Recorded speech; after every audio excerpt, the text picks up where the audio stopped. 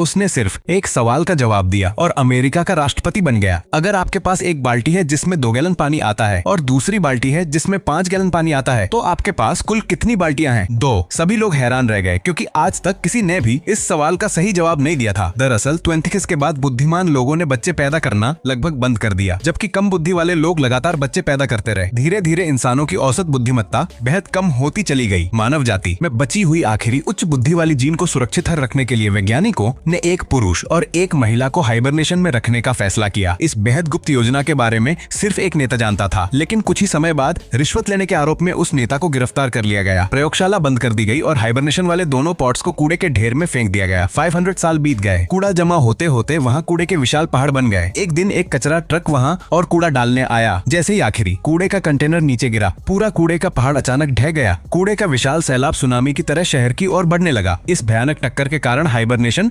Pot सक्रिय हो गया। अंदर सो रहा इयान गया। जब बाहर निकला तो उसने देखा कि दुनिया पूरी तरह बदल चुकी थी। यहाँ तक कि जुड़वा टावरों को भी विशाल जूतों के फीते से आपस में बांध दिया गया था। इयान को लगा कि शायद वह कोई सपना या भ्रम देख रहा है, इसलिए वह जांच करवाने के लिए अस्पताल पहुंच गया। डॉक्टर ने उसका शारीरिक परीक्षण शुरू किया। उसने 3 धातु की छड़ें निकाली और इयान से कहा कि एक कान में, दूसरी मुंह में और तीसरी पीछे की तरफ रखो। लेकिन जैसे ही इयान ने वो छड़ अंदर रखी, मशीन तुरंत बीप करने लगी। डॉक्टर को समझ ही नहीं आया कि इनमें से कौन सी छड़ मुंह में रखनी थी। इयान तुरंत अपना मुंह धोने के लिए भागा, लेकिन नल से निकलने वाला पानी हरा था। असल में वो पानी नहीं बल्कि सोडा था। अस्पताल से निकलने के बाद इयान खाना खरीदना चाहता था, लेकिन उसके पास इस नए युग का कोई पैसा नहीं था। पुलिस ने तुरंत उसे चोर समझकर गिरफ्तार कर लिया। उसे एक पिंजरे में बंद करके अदालत ले जाया गया। वहाँ का जज भी उतना ही कम बुद्धिमान था। जब उसने इयान को कहते सुना कि 1 + 1 = 2 होता है, तो जज ने तुरंत उसे दोषी करार दे दिया। जूरी के सदस्य खुशी खुशी पार्टी मनाने लगे और इस तरह बिना किसी वजह के इयान को जेल भेज दिया गया। तभी उसे एहसास हुआ कि इस युग के इंसानों की बुद्धिमत्ता बेहद कम हो चुकी थी। हर किसी की हरकतें इतनी अजीब थी कि उन्हें देखकर यकीन करना मुश्किल था। तभी इयान के दिमाग में एक अनोखा विचार आया। उसने गार्ड से कहा, आज असल में मेरी रिहाई का दिन है। गार्ड ने कुछ देर सोचा और अचानक बोला, अरे हाँ, इस बेवकूफ को बाहर जाने दो। और इस तरह जेल पहुंचने के पहले ही दिन इयान आजाद हो गया। अब सवाल यह है, अगर पूरी दुनिया के लोगों की बुद्धिमत्ता